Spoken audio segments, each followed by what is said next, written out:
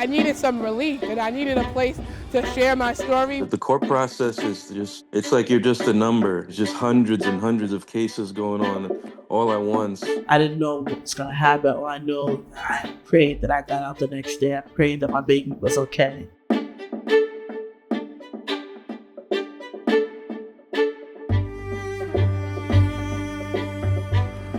Criminal court focuses on a crime that was committed, a law that was broken. In family court, it's not just the incident that brings families to court that are on trial, it's really the whole family. There might be an alleged incident of child maltreatment that leads to a family court case. There could be an arrest of a young person. There could be an incident of intimate partner violence. But the difference is that underlying all of those disputes or incidences are often really complex family dynamics. The Center for Justice Innovation has developed several problem-solving family court programs, and those programs include the Strong Starts Court Initiative, which works with parents of very young children on abuse and neglect cases, the Parent Support Program, which is citywide and works with parents who are having trouble meeting their child support obligations. The center also has a number of youth justice programs, both in court and community-based settings. If a family does end up in family court, we're looking at kind of this calibrated, tailored, targeted approach to meet the individual needs of that family. Strong Starts is a problem-solving infant-toddler court that addresses the unique needs of children that are birth to 3. Birth to 3 are very, very critical years for child development for all of us.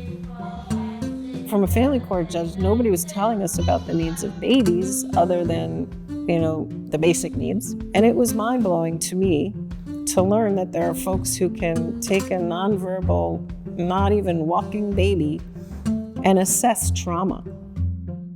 Decision makers, stakeholders do not have the training and expertise around early development, around what trauma looks like in an infant. So their decisions are not being clinically informed with all of the information that they could possibly have, and that's where Strong Starts comes in. They attend your court dates. They also try to talk to the judge to help your case, they vouch for you. Before Strong Starts came into the courtroom, it was more cookie-cutter services. So if a family came in with excessive corporal punishment, it was like ACS would pull out the template for excessive corporal punishment and you would get those services. But those services might not be good for that family. It's just, you have to get into the root of the issues, and Strong Starts did that. Just Strong Starts cases, there are fewer removals. And for those cases where children were removed, they were returned much more quickly. This is a no-cost family therapy program where we are meeting families and the youth where they are at, in their home. We sit down with the whole family, mom, siblings, and identified youth, and we talk about some of the challenges, and we discuss some of the concerns that each family member has to try to bring an approach and perspective that no one thought about. Having this type of therapy that goes into your home and actually sees your habits and your behaviors to really address family problems is just so important for the community. I've had parents come to me and saying that they're stressed out, they're going through a lot, that their kids is not doing the right thing, the kid is not going to school. That's when I offer them the functional family therapy. I say, hey, maybe this might be a good look for you.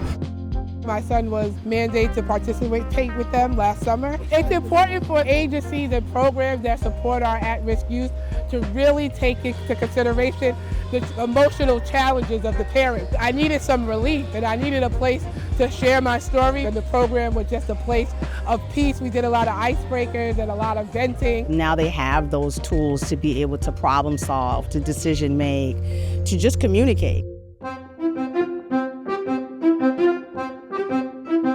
We serve parents to help them address the barrier of employment and providing financial support to their children as ordered by the court.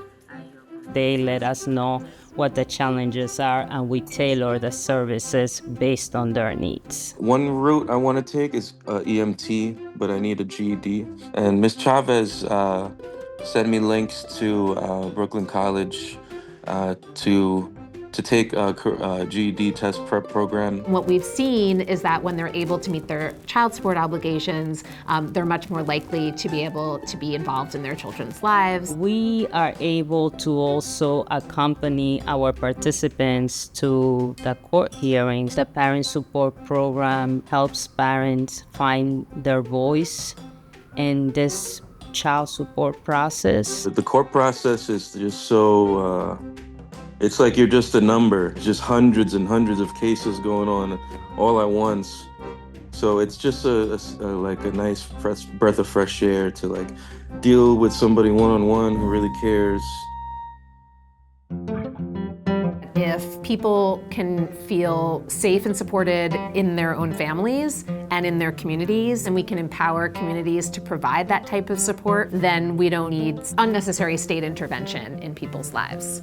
The impact of this work is actually huge, because if we can break intergenerational cycles of neglect and abuse and teach and heal, then we won't see them as parents 15, 20 years down the line. I want my daughter to go to one of the best schools. I want her to follow her dreams. I want her to go to college. I want to have money that I could save, and you know, when my kids are in college, I have some money ready for them. Sometimes we just need emotional support because we're handling so much in our everyday lives. So never to underestimate the power of an empowered parent. One thing you do know is that these families love each other. So once you lead with the love, they'll be okay.